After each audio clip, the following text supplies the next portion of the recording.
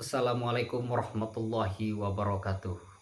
Salam hormatku beserta sayangku kepada master mbakter subscriber dimanapun Anda berada, serta salam satu Indonesia untuk para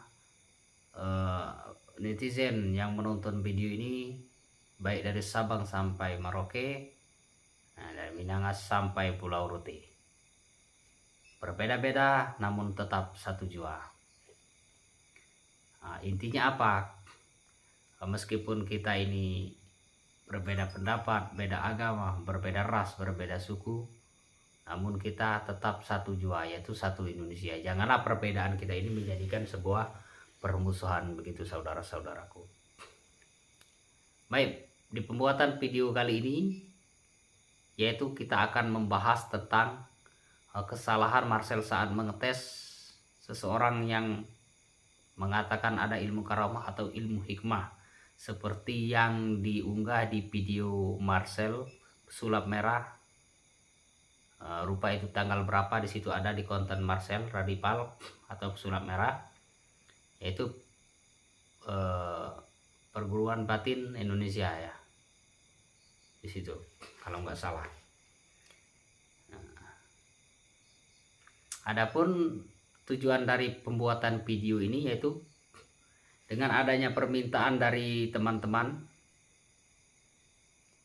atau para murid-murid, sebagian murid-murid gitu ya, yang menjadi ragu saudara-saudaraku dengan statement-statement yang dikeluarkan oleh Marcel Radipal atau pesulap merah ini.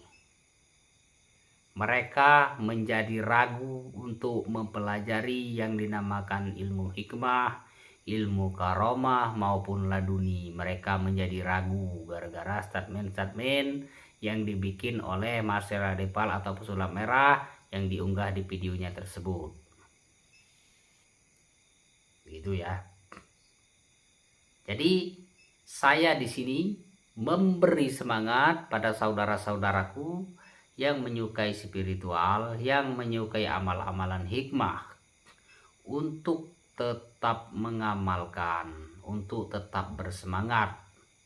Sebagai apa? Sebagai takarub ilallah, sebagai jalan untuk lebih mengenal Allah, seperti itu.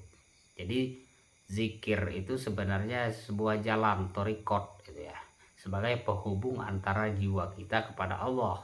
Bukan berarti kita mengantungkan kita kepada zikir gitu loh. Jadi soal mujizat, soal apapun yang ditimbulkan dari sebuah amalan itu anggaplah sebuah bonus dari doa kita kepada Allah, seperti itu.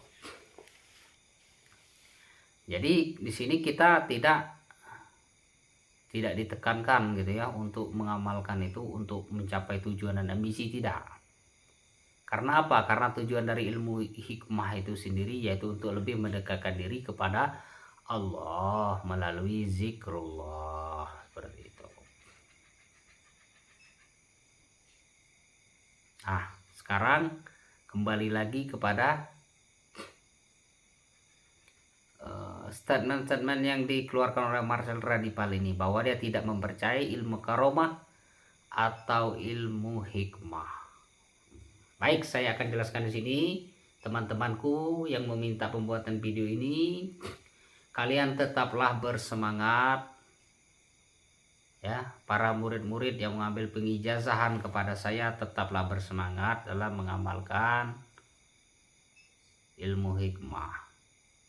Karena apa? Karena ilmu hikmah itu memang betul-betul ada. Siapa yang mengatakan ada? Bukan saya, tetapi pendahulu-pendahulu kita yang mengajari kita itu memang pernah mengalami secara nyata, bukan mencari-cari yang tidak diinginkan atau mencari-cari masalah. Baik, kalau kita perhatikan dari konten-konten Marcel atau pesulap merah itu ya, beliau mendatangi seseorang yang mengatakan ada ilmu karomah dan ingin mengetesnya. Jika memang tidak kena dipukul, maka itu akan dia kasih uang sebesar 30 juta. Ya, tentu kalian kalau mau tahu awal-awal sebelumnya bahwa perguruan di Indonesia ini yang beraliran tenaga dalam, hikmah atau karomah atau laduni, itu ada asal muasalnya saudara-saudaraku. Ada sejarahnya, bukan tahu-tahu ada bim salabim langsung ada. Tidak. Kita kembali kepada sedikit sejarah ya, kalau kalian mau tahu bahwa dahulu kala di zaman Belanda, mungkin sekitar tahun 1932 itu, kalau nggak salah ada di buku itu ya, sejarah itu, penjelasan guru-guru sebelumnya itu. Jadi di tahun itu ada seseorang yang bernama Nampon. Nah, Nampon itu beliau tinggal di daerah Bogor. Jadi Nampon ini sebenarnya melahirkan anak perempuan. Jadi istrinya. Jadi saking girangnya Nampon ini, dia berteriak-teriak. Mungkin bahasa kalau kita sekarang, "Hore, saya mendapatkan anak," gitu mungkin ya. Saking senangnya beliau ini teriak-teriak di jalan. Teriak-teriak di jalan, berlari-lari dia. Orang satu kampung itu melihat gelagat Nampon seperti itu, maka orang kampung itu mengatakan bahwa dia itu gila.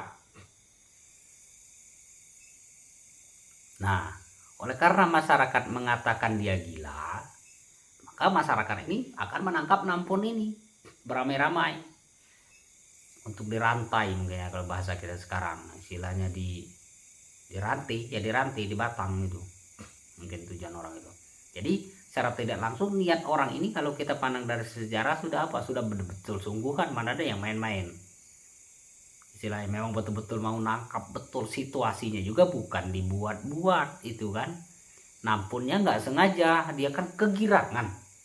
Ada anak mau melahirkan, anak dia melahirkan, kan kegirangan nih, teriak-teriak saking senangnya. Ya kita nggak tahu semangat orangnya, saking senangnya tadi. Orang lain menganggap dia gila sehingga ingin menangkap dia. Bukan karena dia minta tangkap, bukan. Nah, apa yang terjadi saat orang mau menangkap beliau ini, Nampon ini, maka orang itu menjadi terpelanting atau mental. Nah, disitulah awal didirikannya perguruan. Orang mulai meyakini lagi kalau ilmu itu ada. Sebenarnya ilmu ini di era tahun 1922 ilmu ini sudah ada, saudara-saudaraku. Tapi dibekukan karena ini mungkin takut disalahgunakan atau apa, maka para kiai-kiai zaman dahulu membekukan, tidak ada. Nah, sehingga waktu itu terjadi lagi kisah Nampon ini di era tahun 1932 itu kurang lebih. Maka perguruan ini didirikan lagi oleh beliau ini seperti itu, karena banyak orang yang ingin belajar gitu kan. Itu awal-awalnya, awal sejarahnya seperti itu. Nah, di era zaman Nampon ini, dia juga pernah didatangi oleh Jawara, saudara-saudaraku. Itu Jawara Banten.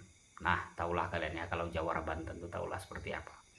Orang kau zaman dahulu bunuh benar, nggak kayak zaman sekarang. Kalau kata orang zaman dahulu sudah Jawara, ya memang Jawara betul, bukan tanggung-tanggung lagi gitu kan. Kayak sekarang ini kita sudah cari-carian aja istilahnya. Sudah beda orang-orangnya, sudah main otak, nggak main otot lagi kalau sekarang. Zaman dulu main otot orang itu kan. Nah, oleh karena penasarannya Jawara ini, sang Jawara Banten ini, dia pengen mengetes Nampon. Nah, berarti kesamaan dengan Marcel Radipal kan sama nih, sama-sama mau mengetes berarti kan. Nah, salahkah Marcel Radipal atau Pesulap Merah? Tentu tidak salah di sini. Kalau saya melihat video dia berdasarkan sejarah, dia tidak salah. Karena memang dari zaman dahulu seperti jawara pernah juga mau membuktikan guru itu gitu loh. Ingin membuktikan betul-betul ada atau tidak gitu. Alhasil sang jawara ini bertarunglah sama Nampon ini. Hingga terakhir kali Nampon ini kalah gitu loh. Nah, kalau kita perhatikan persamaannya dengan Marcel, yaitu sama-sama menantang, sama-sama mendatangi, cuman cara yang dilakukan berbeda gitu loh. Kalau kita lihat. Seperti guru perisai batin Indonesia itu yang diunggah di video YouTube Marcel itu. Dia mukul-mukul kayak gini, guru perisai batinnya diam. Nah, maksud Marcel ini sekali mukul itu langsung kaku, maksud dia nggak kena gitu, maksud dia seperti itu. Nah, itu memang persepsi yang salah, saudaraku. Kena bukan berarti belum tentu ilmu itu tidak ada, bukan seperti itu penjelasannya. Nah, kenapa saya berani berasumsi seperti ini? Karena saya belajar dari sejarah, gitu ya. Kalau dari sejarah Nampon yang mau dites oleh sang Jawara Banten ini, Jawara Banten ini memang betul-betul mau membunuh Nampon ini, sehingga Nampon pun melakukan tangkisan-tangkisan, tepisan-tepisan gitu, sehingga sudah gerakan keberapa kali, sehingga sang juara ini baru terpental. Bukan berarti sekali mukul dia mental, bukan. Kenapa pertanyaannya yang ditanyakan Marcel, kenapa muridnya memukul mental sedangkan orang lain langsung kena? Beda. Ini yang membuat salah persepsi, saudara-saudaraku. Murid itu sudah ditanamkan sugesti, seperti yang dikatakan Marcel, betul di sini, betul ya. Betul, sudah ditanamkan sugesti, dan kedua murid ini sudah terlatih amarah suci. Nah, di situ sudah terlatih amarah sucinya atau olah amarah itu.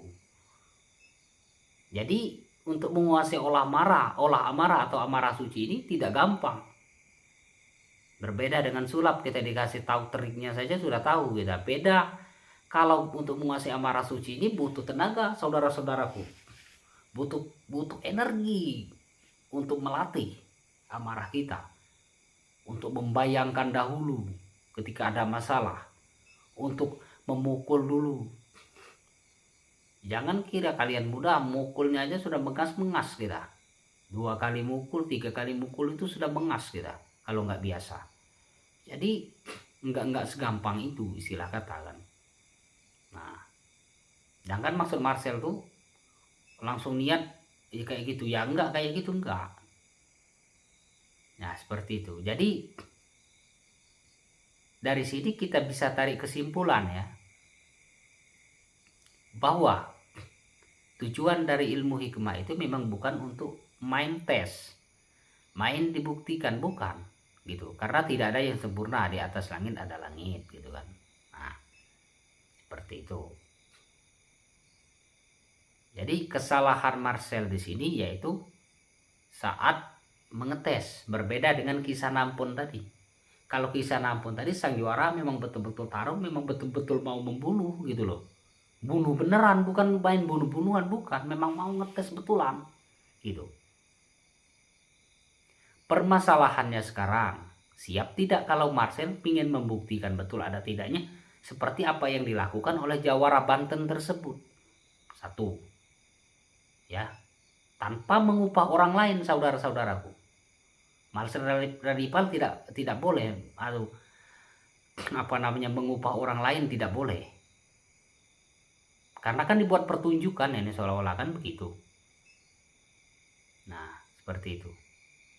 Dan kalaupun Marcel Radipal atau pesulap merah ini sanggup mempraktekkan seperti apa yang dilakukan oleh Jawara Banten kepada Nampon di era tahun 1932 tersebut, memang betul sama dia sendiri yang melakukan, ada tidak guru yang sanggup?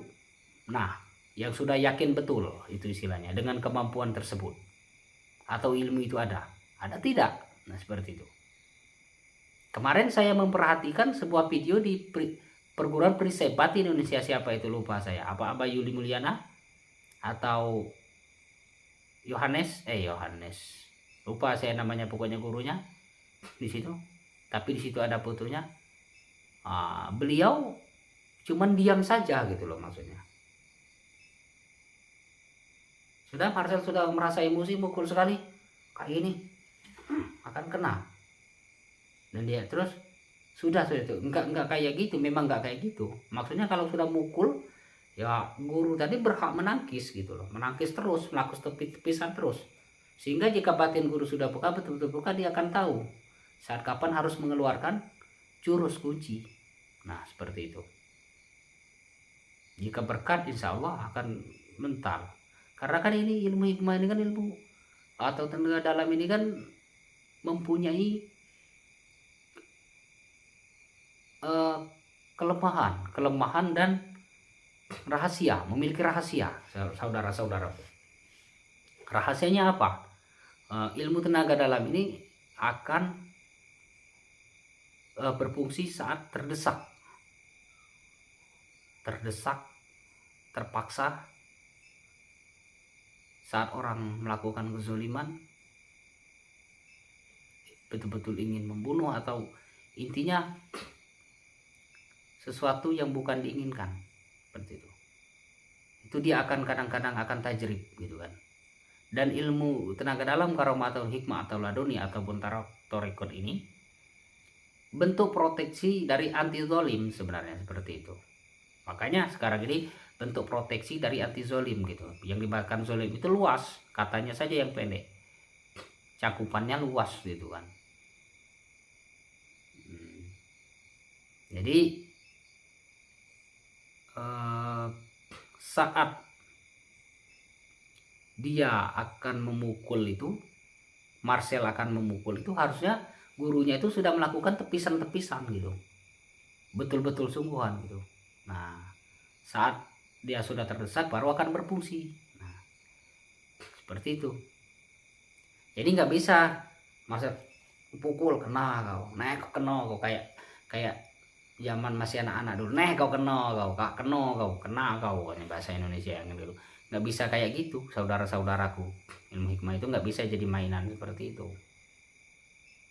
Tapi saya pun tidak menjamin memang di lapangan, istilahnya kita orang yang cari-cari masalah, orang yang mencari masalah, nah seperti itu ya, akan tajrib, bisa-bisa gagal total saudara-saudaraku kalau mencari masalah, karena sini sudah melanggar gitu kan. Jadi kita harus tahu apa etika yang harus dijaga dalam menerapkan ilmu karomah hikmah ini gitu. Saya jelaskan, satu yang membuat gagal itu, satu ya, mencari-cari masalah, satu. Jadi kita kategorikan gagal lah gitulah ya, kalau satu mencari-cari masalah. Kedua, kita tidak tahu positif minnya, min plusnya, bahasanya gini. Jadi yang dikatakan min plus tuh begini, energi orang itu negatif, energi kita positif. Jadi saat orang betul-betul marah, dia itu tetap seperti biasa aja gitu. Terus jika orang semakin marah terus, tapi tetap biasa aja, jangan sampai dia ikut emosi, jangan sampai. Jadi tetap biasa-biasa, tapi dipancing terus, emosi dia dipancing gitu. Makanya di saat orang melakukan serangan itu, dia melakukan penangkisan tadi, di situ gunanya. Nah, melakukan penangkisan sehingga gimana caranya membuat dia emosi. Nah saat emosi baru berfungsi seperti itu. Nah, seperti itu. Itu kalau kita kaitkan dengan sejarah Nampon, sejarah seorang yang memiliki tenaga dalam, ilmu hikmah atau karomah tadi, saudara-saudaraku. Nah, di dalam ilmu hikmah juga sebenarnya ada 3 jurus. Cuman nggak seluruh perguruan punya ya, istilahnya 1 jurus dasar, 2 jurus kawin, 3 jurus ibingan. 3 jurus ini memiliki fungsi yang berbeda. Nah seperti itu. Kenapa saya jelaskan memiliki fungsi yang berbeda. Penggunaannya di waktu yang tepat, harus betul-betul dikuasai. Sekarang ini kesalahannya ada. Kesalahannya murid yang belajar itu hanya berpikir jika dia tidak kena saat latihan, dia juga di lapangan akan seperti itu. Nah, di situ pola pikir yang salahnya di situ. Di lapangan dengan latihan itu dengan di saat di lapangan betul itu sudah beda. Suasana yang berbeda. Makanya sehingga di lapangan itu jika terjadi benturan benaran, jika timbul rasa takut saudara-saudaraku. Karena dia tidak terbiasa dengan suasana saat latihan dengan di luar itu sudah berbeda begitu. Makanya di luar itu dia menggunakan jurus dulu untuk tangkisan-tangkisan gitu loh. Ada saatnya mengeluarkan itu. Sehingga yang seperti video saya jelaskan di sebelumnya itu, jika kita melakukan tangkisan ternyata nganukan jurus, ternyata tidak terpental orang itu, di saat orang itu menyerang juga kita sudah melakukan tangkisan kembali seperti itu, terus gitu, sehingga sampai orang tersebut memang betul-betul mental seperti itu sejarah yang dilakukan oleh Nampon seperti itu. Dua yang nantang Nampon itu, satu Tamim, yang kedua itu Jawara Banten. Nah, kedua-duanya menjadi murid beliau seperti itu. Tapi kalau kita belajar dari sejarahnya seperti itu. Apakah ditanamkan dulu sugesti ke Jawara Banten ini? Tidak. Mana mungkin orang yang zaman dahulu nantang ditanamkan dulu sugestinya? Tidak ada. Nah, jadi tidak serta-merta sugesti. Itu kalau menurut saya, belajar dari sejarah, belajar dari seseorang yang pernah mengalami kisah nyata. Apakah dia bertemu musuh tanpa sengaja ditanamkan sugesti dulu ke musuh bahwa dia terpental? Tidak. Ya kan? Saat latihan itu anak-anak sudah menguasai amarah suci. Sebelum menguasai amarah suci ditanamkan dulu sugesti ke dia. Jadi tidak serta-merta sugesti aja gitu loh. Sedangkan menurut Marcel Radi Pelatop Sula Merah itu ilmu itu tidak ada, ilmu hitam tidak ada, ilmu putih tidak ada, yang ada sugesti. Nah, di situ yang tidak sependapat dengan saya, terus terang saya katakan, karena saya betul-betul sudah melihat orang yang ada kemampuan seperti itu gitu loh. Jadi tujuan dari kita belajar ilmu hikmah itu, saudara-saudaraku, untuk mendekatkan diri kepada Allah, bukan untuk mencari musuh gitu kan. Bukan untuk mencari musuh ataupun mencari masalah. Nah, seperti itu.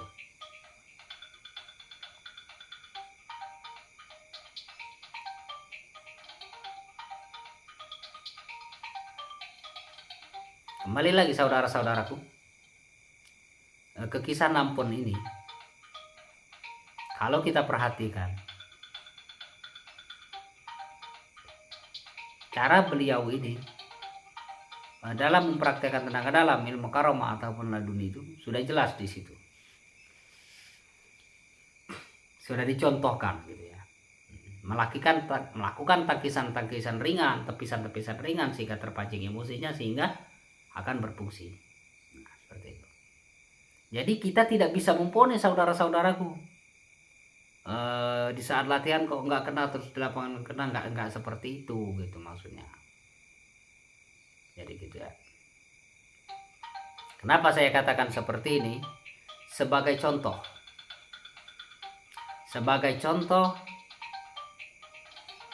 kita belajar dari kisah Nampon, kisah yang lain. Dia pernah mendapati musuh, yaitu orang kungfu atau ahli kungfu. Tetapi dia mengalahkan kungfu itu dengan selendang, dengan menggunakan jurus ibingan itu, jurus kawin, jurus ibingan gitu kan, menggunakan selendang gitu, sehingga dia bisa mengalahkan pendekar kungfu dan mengikatnya gitu loh. Jadi kalau kita belajar dari guru besar, anggaplah guru besar ya beliau ini, kenapa kita bertanya tidak menggunakan jurus kunci? Kenapa tidak langsung kita pentalkan biar dia tidak bergerak lagi? Kan tidak juga kan? Makanya dia menggunakan selendang sehingga bisa mengikat musuhnya tersebut. Nah, jadi kalau kita belajar dari sejarah, nggak bisa kita puniskan itu. Jadi inti dari kalimat saya ini yaitu tetaplah semangat untuk teman-teman yang mengamalkan. Biarlah rahasia itu, biarlah Allah yang tanggung, biarlah Allah yang kasih gitu. Jadi nggak usah ragu kita bahwa itu tidak ada, nggak usah ragu. Yakinlah kepada Allah, bukan kepada keilmuan atau amalannya. Di latihan itu hanya untuk melatih sugesti, melatih kepekaan energi, olah amarah suci. Bukan apa tujuannya nanti untuk lebih peka kepada energi gaib yang ada di sekitar itu. Cobalah Marcel Radival suruh, meski dia tahu sugesti, meskipun dia tahu, bisa nggak dia merasakan adanya energi negatif di sebuah tempat, adanya energi gaib? Nggak bakal percaya dia seperti itu, nggak bakal ada, katanya halu. Itu kata dia, enak kalian sebutnya halu, katanya halu pasti. Sedangkan kita ini sebagai makhluk spiritual, sebagai makhluk spiritual itu akan mengalami perjalanan spiritual masing-masing gitu.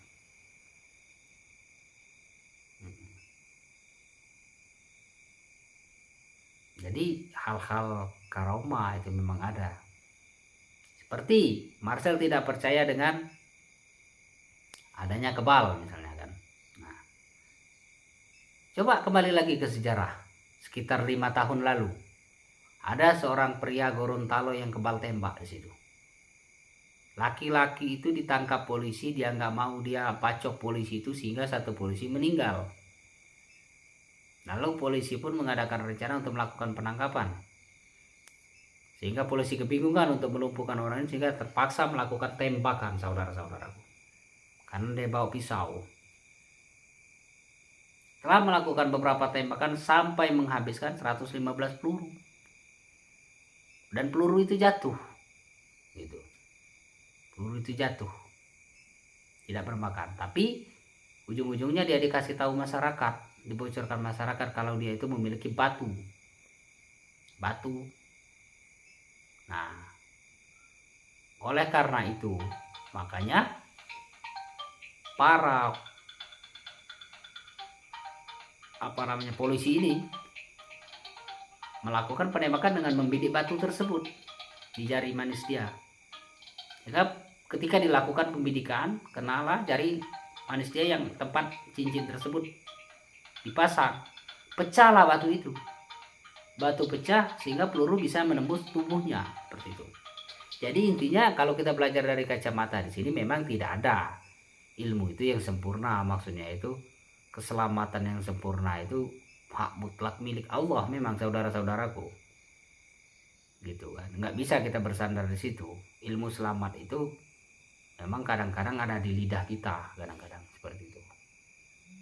Ilmu selamat cukup dengan doa, cukup dengan, silahkan kalian mau pakai karoma, mau pakai apa sebagai perantara, boleh-boleh saja gitu, atau amalan yang bisa mengantar gitu. Tapi intinya bukan serta-merta orang yang hikmah itu untuk menghadapi musuh, tidak.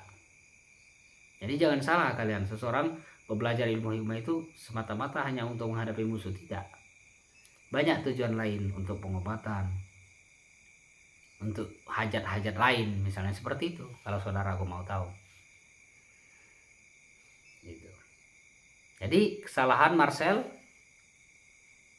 kalau saya pandang di videonya dalam mengetes itu, kalau kita lihat, kita bandingkan dengan sejarah yang lalu, yaitu tadi, kalau Marcel pengen mukul dia, menurut dia sudah emosi betul tapi tetap kena.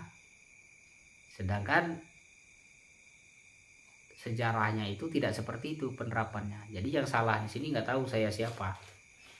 Masa sudah guru perisai batin Indonesia, sudah membawa Indonesia, nggak tahu tentang sejarah itu? Kan nggak mungkin gitu loh maksudnya. Atau hanya untuk keperluan konten saja, saya tidak tahu gitu loh.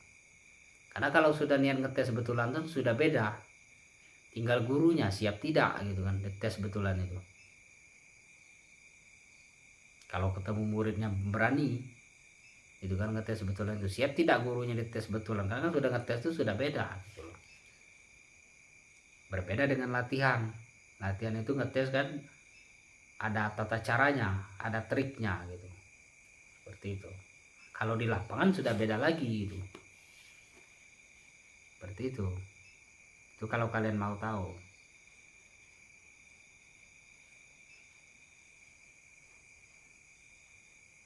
Sampai di sini mudah-mudahan teman-teman yang menyukai ilmu hikmah memahami gitu ya, memahami maksud dari saya ini. Sekarang saya ambil perbandingan lain dengan orang silat misalnya. Orang silat itu dia kalau nggak kontrol pikirannya itu di saat di lapangan juga sudah beda dengan saat latihan gitu loh.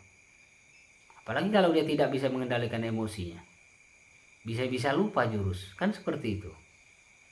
Namun bila mereka sudah terbiasa olah itu pikiran, maka dia akan mudah terkendali gitu loh. Nah seperti itu. Makanya jika orang silat itu yang sudah terbiasa sabung, dia sudah terbiasa menghadapi hal-hal macam itu, meskipun sesama murid. Nah seperti itu. Di situ bedanya. Kalau kebatinan ini mengandalkan daya batin saja tidak cocok gitu loh maksudnya.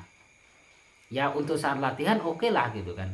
Ada hubungan sugesti dengan olah amarah tadi, karena saat latihan itu murid-murid sudah dipaksa untuk menguasai amarah suci gitu loh. Itu diam saja kita kan gitu. Nah berbeda dengan di lapangan, situasinya sudah beda. Melihat orang bentak sudah beda. Kuat tidak jiwa kita menghadapi orang bentak, menghadapi orang mau bunuh betulan gitu loh. Itu di situ perbedaannya. Makanya kita ditekankan harus bisa melakukan tepisan-tepisan gitu kan. Ya sudah terpaksa seperti itu gitu. Bukan mencari-cari masalah ya yang saya maksud di sini seperti itu.